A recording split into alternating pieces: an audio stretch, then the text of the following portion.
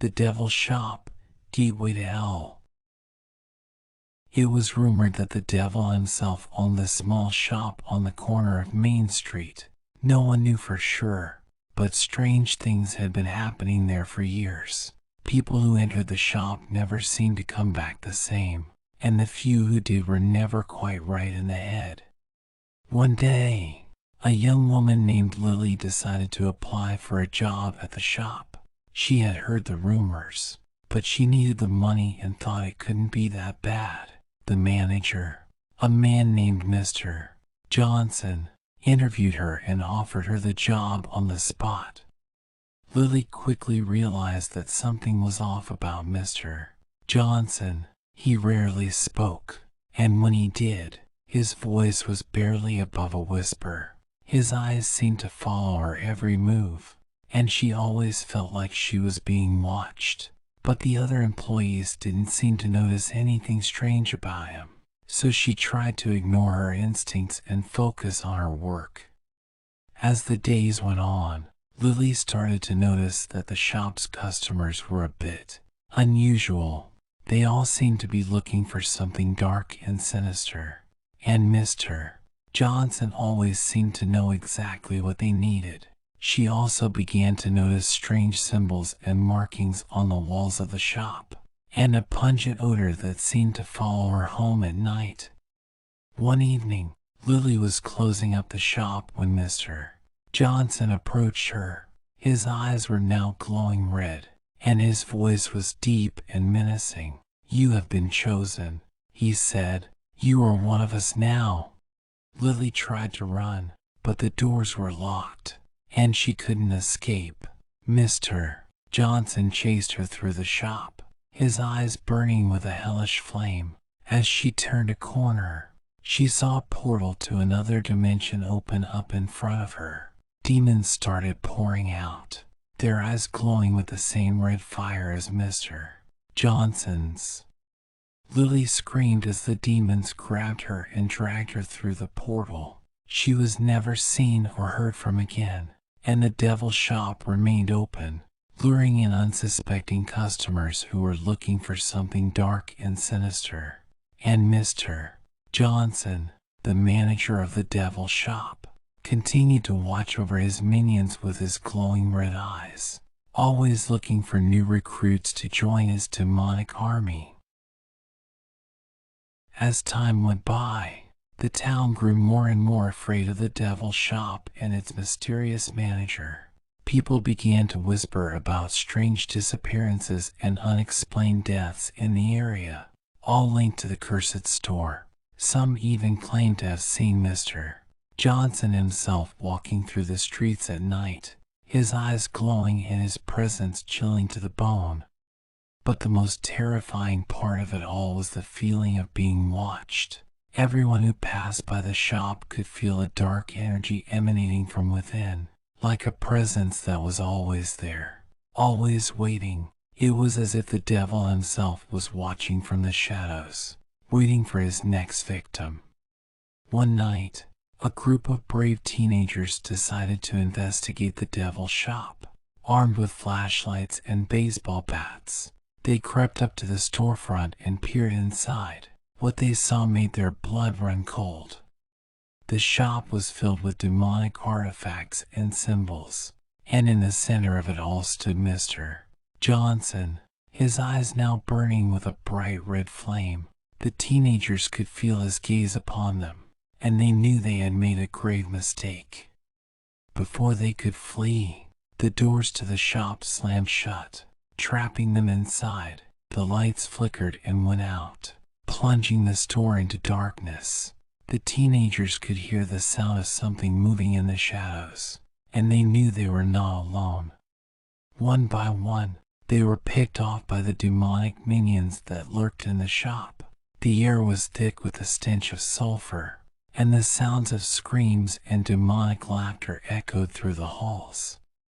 Only one teenager managed to escape, running out of the shop and into the streets, his mind forever scarred by the horrors he had witnessed. He never spoke of what had happened that night, but the fear in his eyes was enough to tell the tale.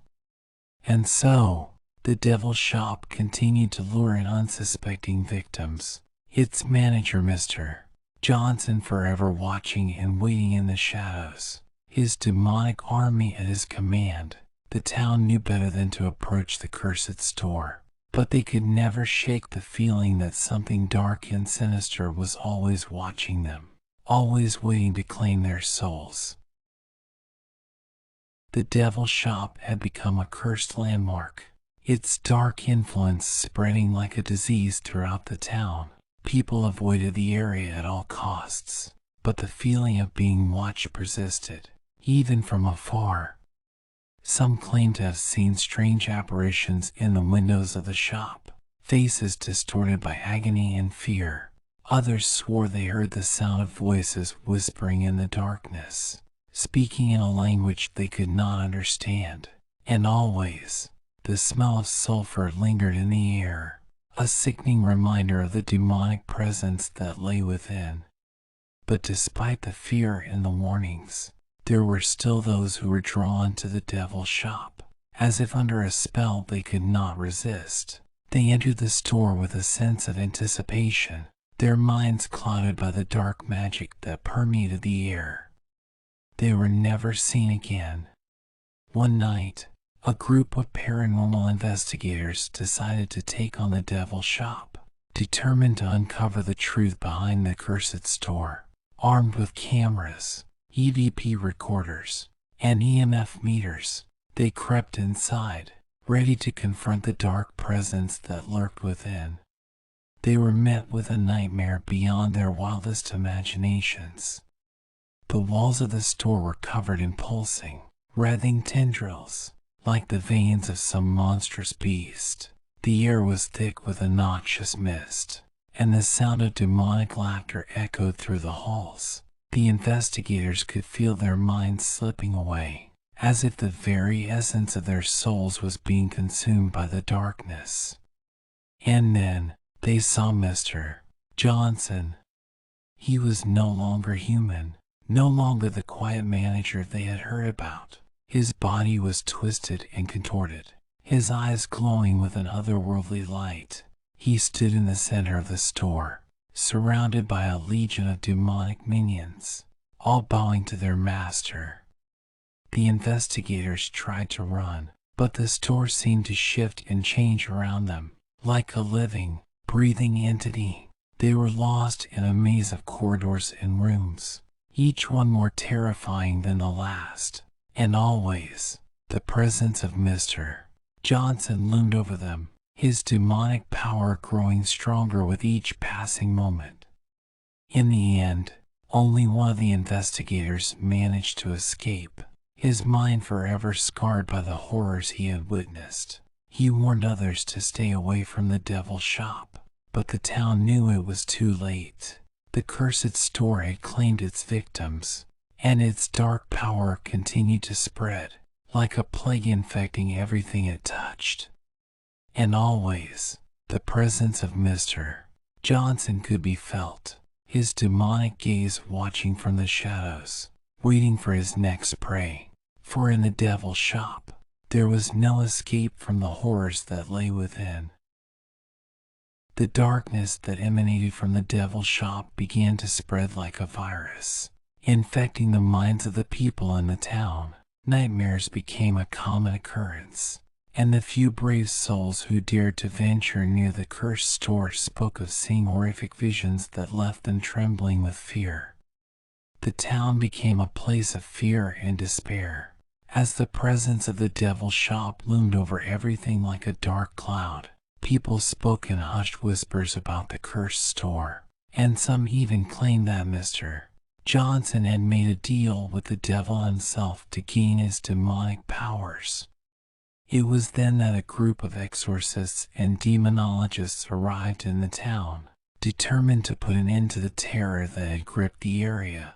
They came armed with holy water, crucifixes, and other tools of their trade, ready to face the dark forces that lay within the Devil's Shop. What they found was beyond their wildest nightmares. The Devil's Shop had become a gateway to hell itself, a place where demonic entities and tortured souls roamed freely. The walls were covered in twisted symbols and sigils, and the air was thick with the stench of brimstone and decay. The exorcists could feel the power of the demons that lurked within, and they knew that their mission would be a deadly one. As they made their way through the cursed store, they were met with a barrage of horrors that defied all logic and reason. Demonic entities lurked in the shadows, waiting to strike at any moment. The walls seemed to come alive, twisting and writhing like some monstrous creature. And always, the presence of Mr. Johnson loomed over them, his eyes burning with an infernal flame. The exorcists fought bravely, using their holy weapons to ward off the demons that assailed them. But the power of the devil's shop was too great, and one by one, they fell to the forces of darkness. In the end, only one of the exorcists managed to escape, his body and soul forever scarred by the horrors he had witnessed. He knew that the devil's shop could never be destroyed, that its power was too great for mortals to overcome. And so, the cursed store continued to stand, a place of unspeakable horror that no one dared to enter. The town became a place of fear and madness, as the demonic influence of the devil's shop spread like a contagion. And always, the presence of Mr. Johnson could be felt, watching from the shadows, his demonic power growing stronger with each passing day. For in the devil's shop, the forces of darkness had found a home, and they would never let go.